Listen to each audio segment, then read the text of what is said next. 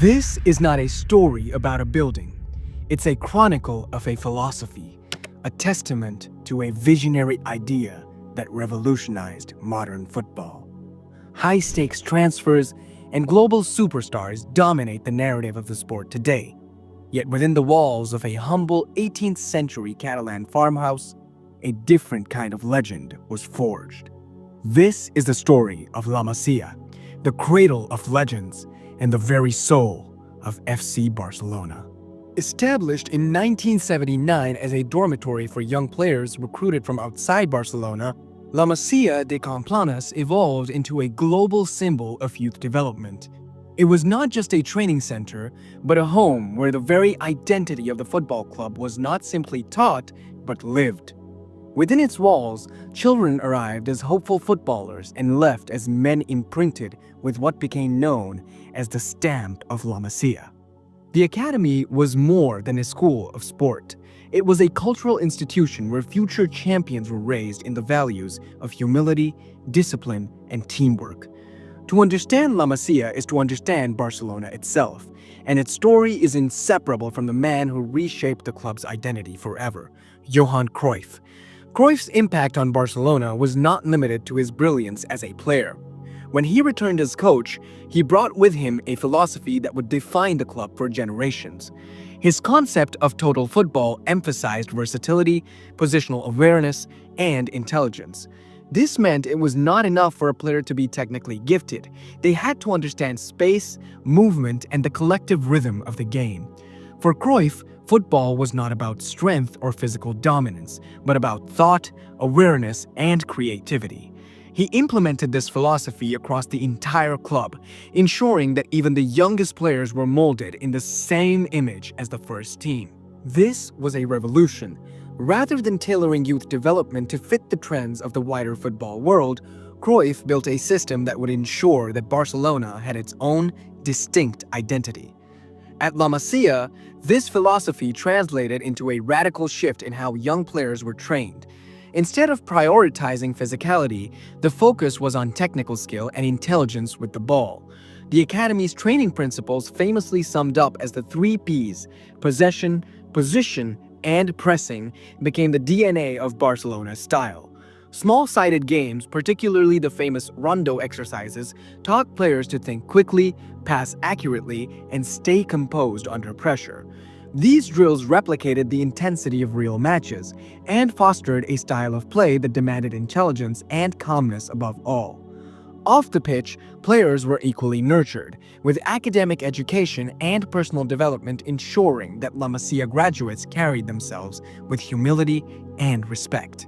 The motto, "Més que un club," more than just a club, was not just a slogan. It was lived every day. The result was the consistent production of a very particular kind of player. Unlike the physical specimens prized by many academies, La Masia graduates were often smaller in stature, but masters of passing, vision, and control. Xavi Hernandez, Andres Iniesta, and Sergio Busquets embodied this approach. None of them were towering athletes, but together they commanded midfields with an intelligence and precision that redefined football. Their emergence was no coincidence. They were the product of a deliberate blueprint, a philosophy that had been carefully and systematically implemented for decades. La Masia's power first became apparent in the early 1990s, when Cruyff's dream team won 4 consecutive league titles and delivered Barcelona's first ever European Cup. The squad featured Pep Guardiola, himself a La Masia graduate, whose reading of the game and ability to orchestrate possession made him the perfect embodiment of Cruyff's ideals. Alongside him were other academy products like Albert Ferrer and Sergi Barjuan. For the first time, Barcelona's academy had provided the foundation of a side capable of conquering Europe, proving that a team built on homegrown talent could reach the very pinnacle. Yet, even this success paled in comparison to what would come 2 decades later. Between 2008 and 2012, under Pep Guardiola's management, La Masia reached its golden age. The team that Guardiola built was not simply successful, it was historic. At its core were graduates who had grown up together, players whose understanding of each other bordered on telepathic. Xavi and Iniesta dictated play with unrivaled creativity. Messi shattered records and redefined what was possible on a football pitch. And Busquets anchored the midfield with intelligence and calmness. Behind them, Carles Puyol and Gerard Piqué provided leadership and stability, while Victor Valdés became one of the most reliable goalkeepers in all of Europe. Together, they created a style of football called Tiki Taka. This was as dominant as it was beautiful, mesmerizing fans and frustrating opponents across the world. The achievements of this era were extraordinary. In one historic match against Levante during the 2012-13 season, an injury to Dani Alves forced Barcelona to field an entire team of La Masia graduates. 11 academy players starting together in a competitive match, something that had never been done at this level. The crowning glory came in 2010, when Lionel Messi, Xavi, and Iniesta, all being products of La Masia, finished as the top 3 in the Ballon d'Or rankings. No academy in history had ever produced the 3 best players in the world at the same time. La Masia was no longer just Barcelona's secret weapon, it was the envy of world football. But success brought with it its own problems. With so much talent concentrated in one generation, many gifted players had little chance of breaking into the first team. The result was an exodus of talent that saw numerous La Masia graduates flourish elsewhere.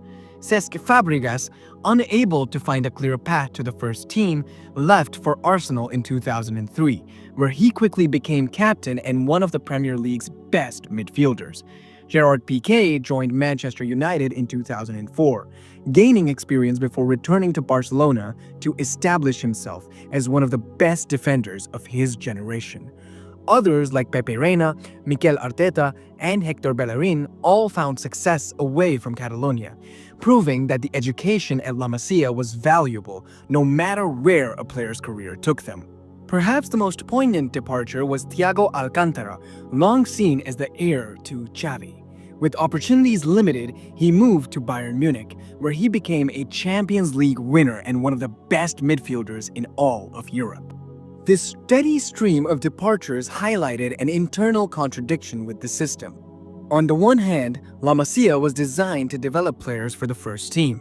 On the other, the sheer strength of the first team meant that many graduates were denied opportunities. At times, coaches and directors grew overly cautious, afraid to release young players who might thrive elsewhere, particularly at rival clubs like Real Madrid. This hesitation led to stagnation in certain periods, where the academy's purpose of developing players clashed with a short-term fear of strengthening opponents. The balance between philosophy and practicality became even more critical in recent years, as Barcelona faced an unprecedented financial crisis. A bloated wage bill, which at one point consumed nearly all of the club's annual revenue, combined with massive debts, threatened the very stability of the institution. In this context, La Masia once again became not just a symbol of pride, but of financial necessity. Rather than spending hundreds of millions on transfers, Barcelona turned back to its roots, promoting young players who could both perform on the pitch and preserve the club's financial health. Between 2021 and 2025, the club's net transfer spending was reduced dramatically, yet the overall market value of the squad actually increased, surpassing €1 billion. This was thanks to the rise of a new generation of La Masia talents who combined sporting excellence with enormous financial value. The most dazzling of these is Lamine Yamal, a player many have called the greatest La Masia talent since the great Lionel Messi. Still just a teenager, he has already broken records as the youngest debutant for both Barcelona and Spain, and is valued at over €180 million. The club even rejected a staggering €250 million offer for him, a clear statement that some players are just beyond price. Alongside him stands Gavi, a midfielder who burst into the first team at just 17 and has since established himself as one of the most fearless and dynamic players of this generation. winning the prestigious Copa trophy as the world's best young player. Around them, other academy products such as Pau Cubarsí, Alejandro Balde, and Fermin Lopez have also become vital parts of the first team setup, each carrying significant market value while embodying the principles of La Masia. The return of Xavi Hernandez as coach accelerated this revival, as he placed his trust in the academy just as Guardiola had done before him. With his guidance, Barcelona once again began to build around its homegrown stars, reconnecting with the philosophy that had brought the club to its greatest triumphs. In a time of crisis, La Masia was not only a solution on the pitch, but also a lifeline off the pitch. The story of La Masia is ultimately the story of Barcelona itself. From its humble beginnings as a farmhouse dormitory to its transformation into the most famous academy in world football, it has been the engine behind some of the greatest teams the game has ever seen. It has produced legends, inspired philosophies, and sustained the club in times of need. Most importantly, it has reminded the football world that greatness does not always come from checkbooks and transfer markets. Sometimes it comes from within, nurtured patiently over years, built on values, and upheld by talent. La Masia is more than just a football academy. It is the embodiment of Barcelona's soul, living proof that a club's greatest strength lies not in the wealth that it can buy, but in the roots it chooses to cultivate. Its legacy is not only written in trophies and Ballon d'Ors, but in the philosophy that continues to inspire a new generation of players and fans. The farmhouse may be old, but its spirit remains timeless. And that is a story of La Masia, the cradle of legends. If you enjoyed this deep dive into the soul of Barcelona, don't forget to like this video, leave a comment for your favorite La Masia graduate, and subscribe for more football stories and analysis. If you want to support the channel further and help us creating content like this, you can also check out our Patreon. The link is in the description. Thanks for watching, and remember, football is more than just a game. It's a story waiting to be explored.